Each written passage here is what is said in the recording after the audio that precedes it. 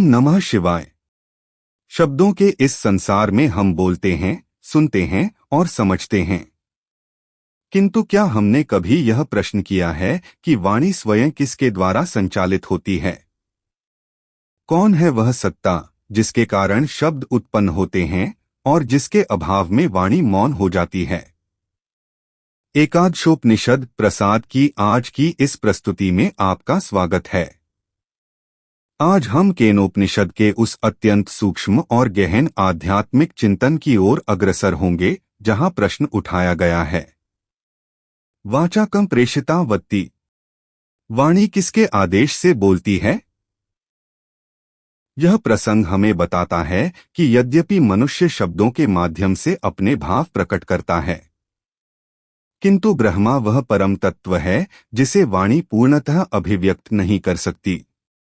छांदोग्य उपनिषद और भगवद गीता के संदर्भों के साथ हम यह समझने का प्रयास करेंगे कि ओंकार सभी ध्वनियों का मूल कैसे उस मौन से उद्भूत होता है जो स्वयं ब्रह्मा का स्वरूप है। आइए इस यात्रा में हम वाणी के पार जाकर उस अवर्णनीय सत्य का साक्षात्कार करने का प्रयास करें।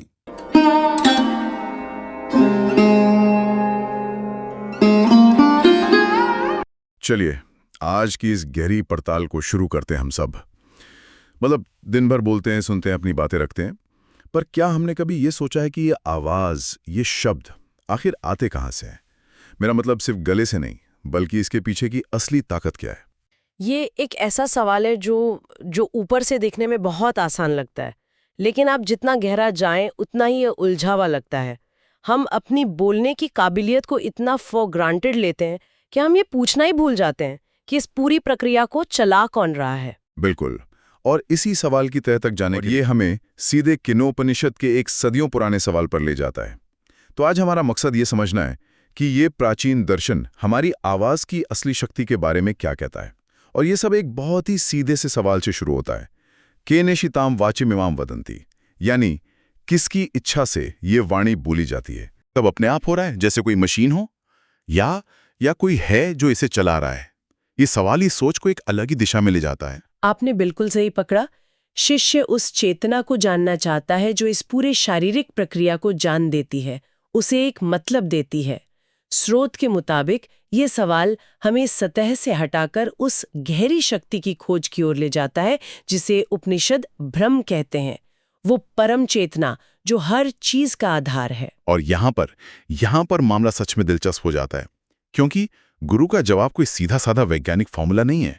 उपनिषद इसका जवाब एक पहेली जैसे श्लोक में देता है, जो पहली बार सुनने में शायद और भी उलझा दे। हाँ, क्योंकि सवाल इतना गहरा है कि उसका जवाब आम भाषा की सीमाओं में दिया ही नहीं जा सकता। इसीलिए जवाब भी उसी स्तर का है जिस पर जाकर सोचना पड़ता है। श्लोक है, यद्वाचा अनभ्युदितम येन वागभ्युत्यते तदेव ब्रह्मत्वम विद्धि नेदम यतिदम उपासते। इसका मतलब हुआ, वह जिसे वाणी से व्यक्त नहीं किया जा सकता, पर जिससे वाणी खुद व्यक्त होती है, उसी को तुम ब्रह्म जानो। पहली बार में ये एक विरोधाभास लगता है ना? एक पेच है इसमें। बिल्कुल। एक मिनट, ये बात तो थोड़ी समझ से बाहर है। अगर हमारा सबसे ताकतवर औजार, हमारी भाषा ही उस परम सत्य को नहीं छू सकती, तो फिर हम कोशिश ही क्यों कर रहे हैं? ये श्लोक भी तो शब्दों से ही बना है। क्या ये थोड़ी हताश करने वाली बात नहीं है? बहुत अच्छा सवाल है, और यही इस श्लोक की खूबसूरती है। इसे समझने के लिए स्रोत एक टॉर्च का उदाहरण देता है। मान लीजिए आपके हाथ में एक टॉर्च है, वो अंधेरे में सब कुछ दिखा सकती है, कुर्सी, मेज, दीवार, लेकिन क्या वो टॉर्च उस बिजली को दिखा सकती है जिससे वो खुद चल रही है? नहीं, वो बिजली को तो नहीं दिखा सकती। वो सिर्फ बिजली के असर को, यानी रोशनी को दिखा सकती है। बिल्कुल। यहाँ पर हमारी वाणी या हमारे शब्द उस टॉर्च की तरह हैं और ब्रह्म उस बिजली की तरह। शब्द ब्रह्म की ओर इशारा कर सकते हैं, उसके होने का एहसास दिला सकते हैं, लेकिन उसे पूरी तरह से पकड़ नहीं सकते, उसे परिभाषित नहीं कर सकते, क्योंकि शब्द सीमित है, उनकी एक सीमा है, एक परिभाषा है, और ब्रह्म असीम है। आप असीम को सीमित में कैसे बांध सकते हैं? अच्छा, ये उदाहरण चीजों को काफी साफ करता है। तो इसका मतलब ये हुआ कि अलग अलग भाषाएं, जैसे हिंदी, अंग्रेजी या कोई और, वे बस अलग अलग ब्रांड की टॉर्च हैं। कोई ज्यादा रोशनी देती है, कोई कम, पर उन सबके पीछे बिजली का स्रोत एक ही है। क्या खूब कहा। आपने इस एनालॉजी को और भी सुंदर बना दिया। बिल्कुल यही बात है। भाषाएं अलग हो सकती हैं, शब्द अलग हो सकते हैं, लेकिन उन सबको शक्ति देने वाला स्रोत एक ही है। इसीलिए उपनिषद कहता है कि ब्रह्म को जानने के लिए शब्दों से परे जाना होगा। उसका अनुभव सिर्फ आत्म साक्षात्कार से, यानी खुद के भीतर उतरकर ही हो सकता है। और स्रोत इस विचार को सिर्फ केनोपनिषद की हिदत नहीं रखता, वो दिखाता है कि ये सोच भारतीय दर्शन में कितनी गहरी है, और इसके लिए छांदोग्य उपनिषद और भगवत गीता का भी जिक्र करता है। हाँ, और ये कनेक्शन बहुत जरूरी है।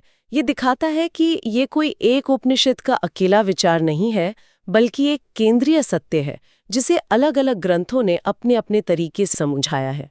छांदोग्य उपनिषद में एक श्लोक आता है जो कहता है, वाणी वह है जो सभी प्राणियों के नामों को व्यक्त करती है और सत्य की ओर मार्गदर्शन करती है। ठीक है, पर यहाँ एक सवाल उठता है।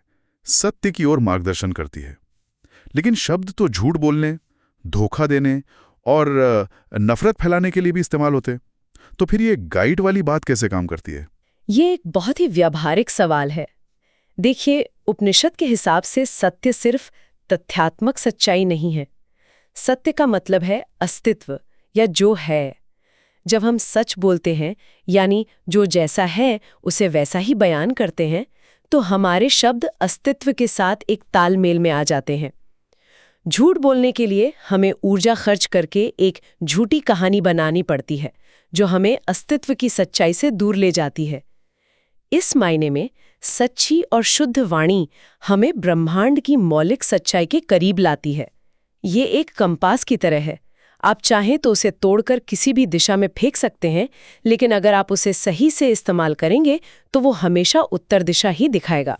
मतलब वाणी एक औजार है जिसका सही इस्तेमाल हमें सच्चाई के करीब लाता है और गलत इस्तेमाल दूर ले जाता है।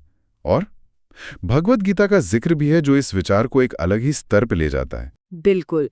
भगवत गीता के 10वें अध्याय में जब श्री कृष्ण अपना विराट रूप दिखाते हैं तो वे कहते हैं, मैं शब्दों में एकमात्र ओंकार हूं।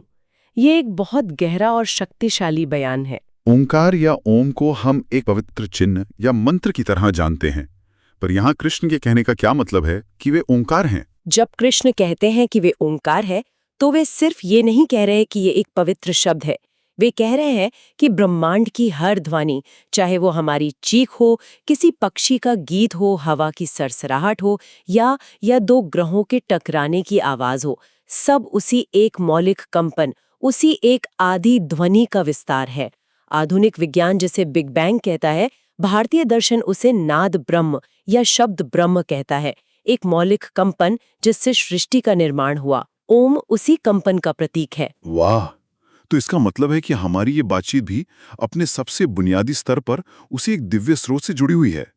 हमारे ये शब्द उस पहले कंपन की ही एक छोटी सी लहर हैं। ये सोचना ही अपने आप में कमाल है। सही समझा आपने। ये विचार हमारी व्यक्तिगत वाणी को एक सार्वभौमिक संदर्भ देता है।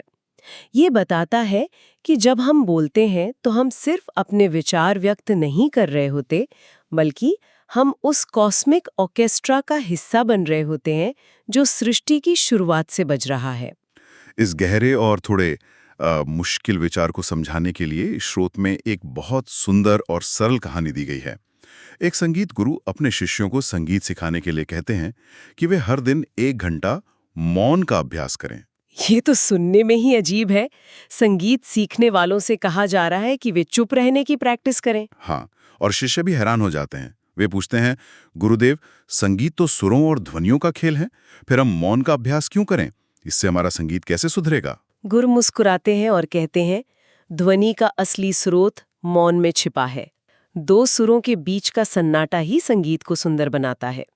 अगर तुम उस मौन को साधना सीख गए तो सुर अपने आप सज जाएंगे। ये कहानी इस पूरी चर्चा का सार है, एक बेहतरीन रूपक है।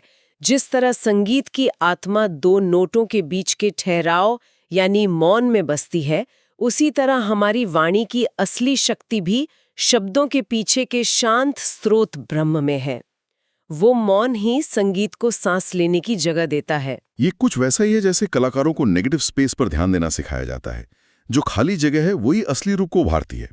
तो जैसे संगीत का जन्म मौन से होता है, वैसे ही हमारी बातचीत का स्रोत भी वो अदृश्य शांत चेतना है। बिल्कुल, उस शक्ति को महसूस करने के लिए शब्दों से परे जाना पड़ता है, अपने भीतर के मौन में उतरना पड़ता है। जब हम लगातार बोलते रहते हैं, बकबक करते रहते हैं, तो हम उस स्रोत से दूर हो जाते हैं। जब हम शांत होते हैं, तो हम उसके करीब आते हैं। ये कहानी हमें सिखाती है कि हर अभिव्यक्ति के पीछे एक गहरा, शांत मैदान होता है, जहां से सब कुछ उगता है। ये सब सोचना बहुत गहरा और दार्शनिक है, लेकिन मैं सोच रहा हूँ कि जो लोग इसे सुन रहे हैं वे शायद पूछ रहे होंगे, ठीक है ये सब बहुत अच्छा है, पर मैं कल सुबह ऑफिस जाके इसका क्या करूं? इसका मेरी असल जिंदगी से, मेरी रोजमर्रा की बातचीत से क्या लेना देना है? और यही सबसे जरूरी सवाल है। अगर ये ज्ञान सिर्फ किताबों तक सीमित रह जाए तो इसका कोई फायदा नहीं।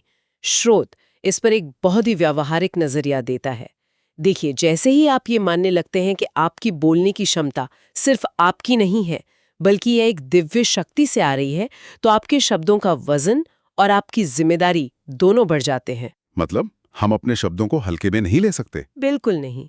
सोचिए, अगर कोई आपको एक बहुत कीमती तोहफा दे, तो आप उसे कितनी संभाल कर रखेंगे, है ना? आप उसका दुरुपयोग नहीं करेंगी। उसी तरह जब हम ये समझते हैं कि बोलने की ये शक्ति एक उपहार है, तो हम इसका सम्मान करना सीखते हैं। ये हमें अपनी बातचीत के प्रति ज्यादा जागरूक, ज्यादा सचेत बनाता है। ये सुनना आसान है पर करना कितना मुश्किल। मुझे याद है एक बार मैं एक बहस में इतना उलझ गया कि बाद में एहसास हुआ कि मैंने आधे घंटे तक सिर्फ अपनी बात दोहराई, कुछ सुना ही नहीं। उस वक्त मैं अपने उस स्रोत से कितना दूर रहा होऊंगा। ये हम सबके साथ होता है। और यही वो बिंदु है जहां ये ज्ञान काम आता है। स्रोत हमें अपनी वाणी को संयमित, शुद्ध और विचारशील बनाने की सलाह देता है। संयमित मतलब जरूरत से ज्यादा ना बोलना, दूसरों को भी सुनना। शुद्ध मतलब ऐसे शब्द ना बोलना जो झूठ हों या जिनसे किसी को बेवजह चोट पहुंचे। और विचारशील मतलब बोलने से पहले एक पल रुककर सोचना। जब हम ऐसा करते हैं तो हम सिर्फ अच्छी बातचीत नहीं कर रहे होते, हम उस स्रोत का सम्मान कर रहे होते हैं जो हमारी आवाज को शक्ति देता है। हमारी रोज की बातचीत एक तरह का ध्यान या आध्यात्मिक अभ्यास बन जाती है। तो असल में इसका सार ये हुआ कि हमारे शब्द हमारी पहचान नहीं है, वे बस एक ऊर्जा का माध्यम है जो हम सबसे होकर गुजर रही है। आपने इसे बिल्कुल सही तरीके से डिस्टिल्ड किया है। ये एक बहुत शक्तिशाली मानसिक मॉडल है। अगर हम इसे समझ लें तो ये दूसरों के साथ हमारे संबंधों को बदल सकता है।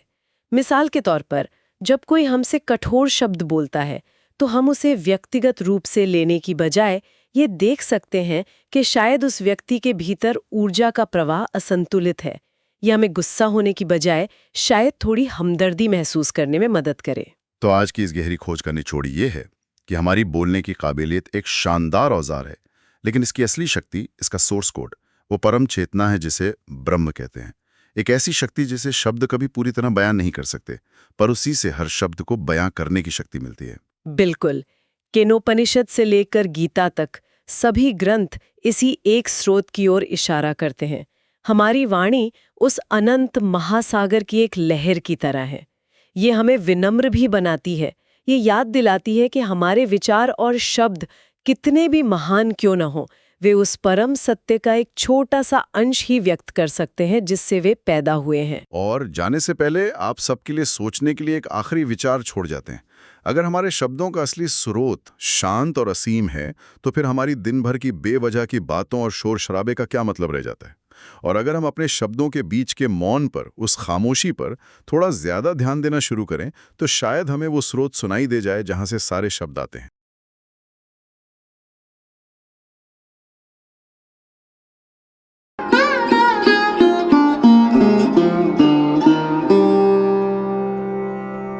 आज के इस गहन चिंतन के पश्चात हम इस निष्कर्ष पर पहुंचते हैं कि वाणी हमारी नहीं है, वह हमें प्राप्त हुई है। जिस प्रकार संगीत का आधार मौन है, उसी प्रकार हमारी प्रत्येक अभिव्यक्ति का आधार वह परम ब्रह्मा है, जो शब्दों से परे होते हुए भी शब्दों को शक्ति प्रदान करता है। केनोपनिषद हमें यह स्मरण कराता है कि जिसे हम बोलते हैं उसे हम जान तो सकते हैं, किंतु जो हमें बोलने की सामर्थ्य देता है उसे केवल अनुभव किया जा सकता है। इस बोध के साथ वाणी केवल संवाद का साधन नहीं रहती, वह साधना बन जाती है। संयमित, शुद्ध और सत्यनिष्ठ वाणी हमें उस ईश्वरीय स्रोत से जोड़ती है जिससे यह प्रवाहित होती है। इसी भाव के साथ अपनी वाणी को पवित्र रखने का संकल्प लें और मौन के भीतर छिपे उस ब्रह्मस्वरूप सत्य को अपने जीवन में अनुभूत करने का प्रयास करें। ओम शांतिः शांतिः शांतिः।